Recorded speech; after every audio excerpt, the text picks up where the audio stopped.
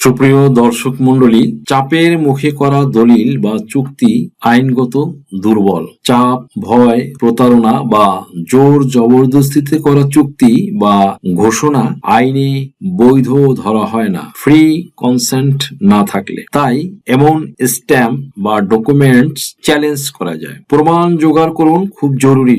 যা যা সংগ্রহ করবেন: হুমকি বা চাপের audio message, WhatsApp call record, ঘটনার সময় সাক্ষী, নাম ঠিকানা, স্ট্যাম্পের কপি, নোটারি বা রেজিস্ট্রেশন তথ্য, ঘটনার সময়কার ডায়েরি, নোট, চিকিৎসার কাগজ যদি মানসিক বা শারীরিক চাপ থাকে। সুপ্রিয় দর্শক মণ্ডলী, আইনজীবীর মাধ্যমে লিগাল নোটিশ একজন অভিজ্ঞ পারিবারিক বা দেওয়ানি আইনজীবীর দিয়ে লিখিতভাবে জানান যে দলিলটি চাপের মুখে করা, তাই বাতিলযোগ্য।